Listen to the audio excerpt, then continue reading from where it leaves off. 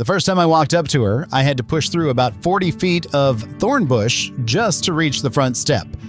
That's how deep in the woods she was. No road anymore.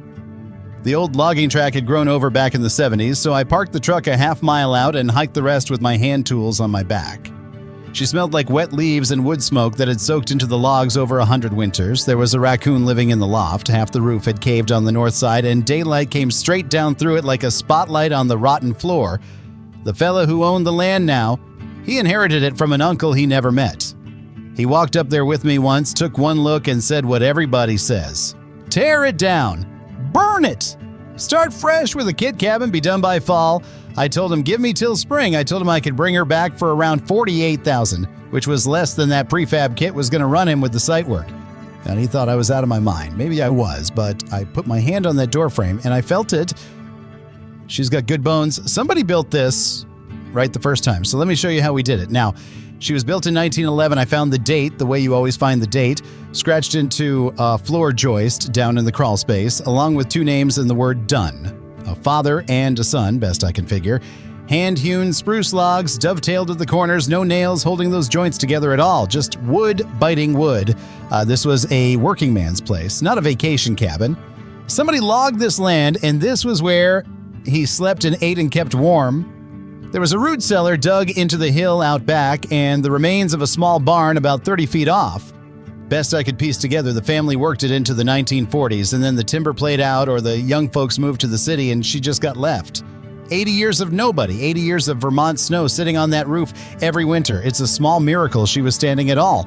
And that's the thing about a cabin like this. Like the people who built her didn't have a lumber yard down the road. Every stick came off that hillside. So when I say I didn't want to be the guy who ruined it, I mean it. That's 100 years of somebody's back and shoulders in those walls. First real work was the roof, because you can't save anything under a roof that lets the weather in, so we started at the top and worked our way into her. We pulled the caved-in section down by hand, and right away the story got clearer. The rafters on the south side, the ones that hadn't been under a leak, solid. I put a chisel to one and it bit clean, no soft spots. Old-growth spruce, tight grain, the kind of wood you just can't buy now. That tree was probably 200 years old when they cut it. The north side was a different animal. Where the water had been coming in for decades, the top three rafters were gone. Not weak, gone. I could pull chunks out with my fingers, black and stringy like wet cardboard. And under that, the top two rows of logs on the north wall had gone punky too.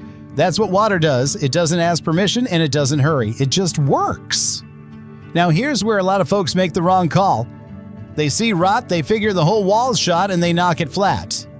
But rot's a local problem. You cut back to where the wood rings solid and you scarf in new. So that's what we did. I sourced spruce logs from a mill 2 towns over, about 2,200 worth, and we spent the better part of 2 weeks cutting the bad sections out and splicing new stock in. You cut a long, angled joint, a scar, so the new wood and the old wood share the load instead of just butting end to end. While we had the walls open, I found the wiring.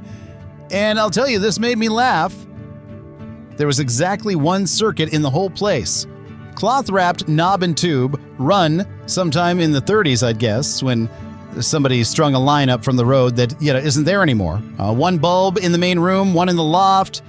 That was the whole electrical system. Brittle as autumn leaves, all of it came out in an afternoon. But the floor stopped me cold. Under a century of dirt and mouse mess, wide plank pine, some of those boards were 16 inches across. You cannot buy a 16-inch pine board today for love or money because there aren't trees left standing that would give you one. Half the floor was rotted from the roof leak, but the other half, the south half, was perfect. Perfect. I got down on my knees and I just looked at it for a minute. That floor became the thing. The one piece I promised myself I'd save whole, no matter what it cost me. With her dried in up top, we went down to the bones. A cabin this old, she settled. 100 years of the ground freezing and thawing, and she'd sagged about 4 inches at the northeast corner. You walked across that main room and it felt like a ship's deck. The problem was the foundation, which wasn't a foundation at all in the modern sense. It was fieldstone.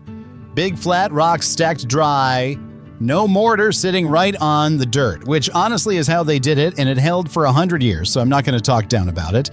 But a couple of those stone piers had shifted and one had sunk. So we had to lift her. I brought in two 20-ton bottle jacks and we cribbed up under the main sill beams, and that's the big timbers the whole cabin sits on. You lift slow, a quarter inch a day maybe. You go faster than that and you'll crack a log or pop a joint that's been happy for a century. So it took us 9 days to bring that corner back up level. Then we dug down and poured proper concrete footings under the old stone piers below the frost line, which up here means 4 feet down. That's the whole game in Vermont. If your footing sits above where the ground freezes, the frost will heave it up every winter and drop it every spring, and it'll walk your cabin apart over the years. 4 feet down, the ground doesn't freeze, and she'll sit still.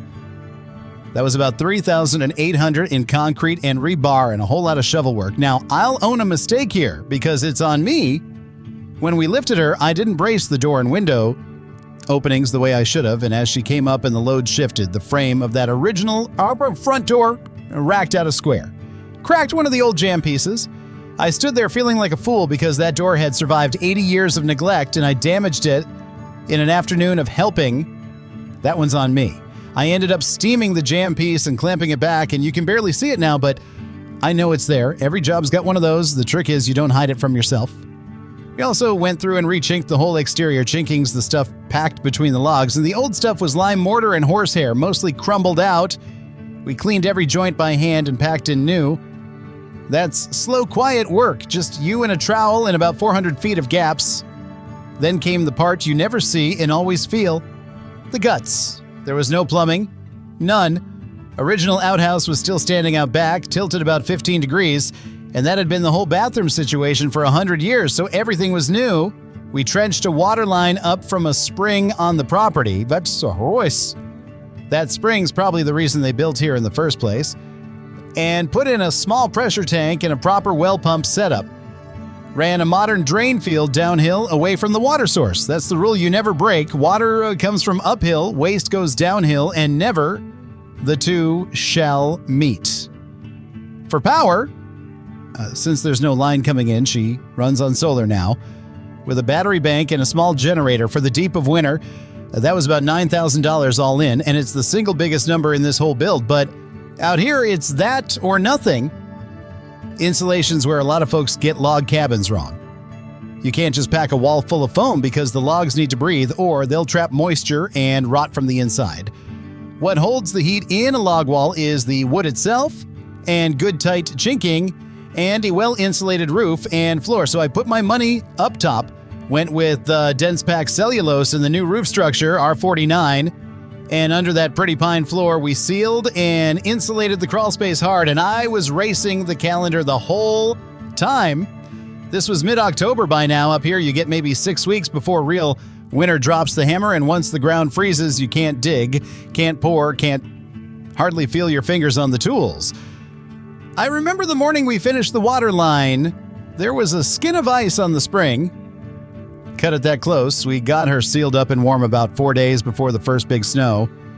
And I sat in there that night with a little wood stove going, and I'll be straight with you. That was the best I felt on the whole job. Then it warms up, the snow melts off, and you get to the part where the taste shows. The wood stove was the heart of the heating, so I set a good cast iron one on a hearth of that same fieldstone we'd pulled from the old piers. Nothing wasted. Those rocks were part of her before, and they're part of her still. We built a small kitchen along the east wall. Simple. Cabinets I built myself out of the salvaged pine we couldn't use for flooring. You never throw good old wood away, you find it a job. A soapstone counter, because soapstone's local up here and it takes heat and it just gets better looking with age. Total on the kitchen, with the little propane range and the salvaged shelving, ran about $4,600. The loft got a real staircase instead of the old ladder, though I kept the ladder rungs and hung them on the wall because they were hand-carved and a man made those with a knife, and I wasn't about to firewood them. But the floor, let me tell you about the floor. That perfect south half of 16-inch pine, we pulled every board up careful, numbered them, and set them aside like they were made of gold.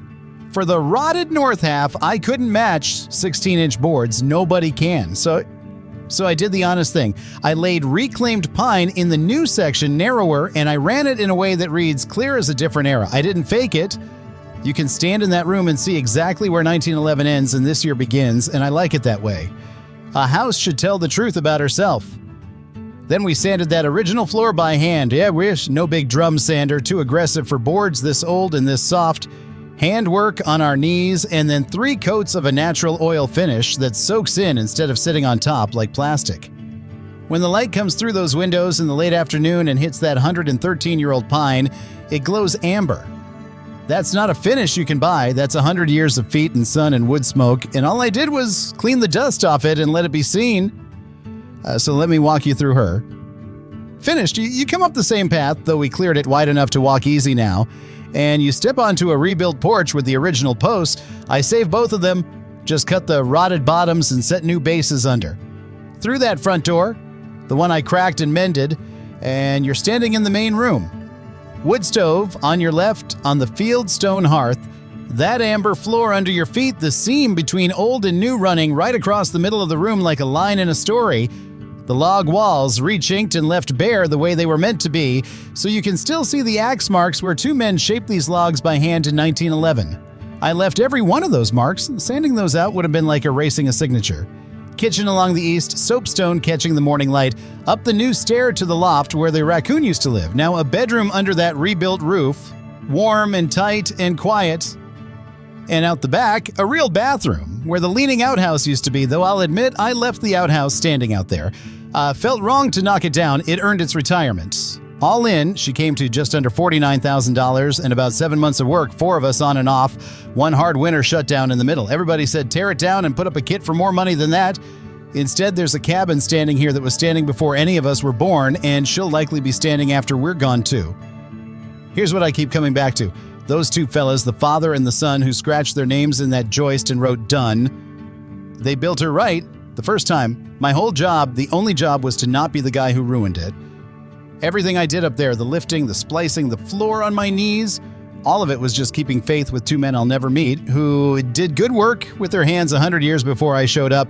Next one's already waiting for me. It's a stone farmhouse down in the valley, 1840s. And there's a walled-up fireplace behind the kitchen plaster that nobody's laid eyes on in maybe 80 years. I don't know what's in there, but I've got a feeling about it. Come find out with me.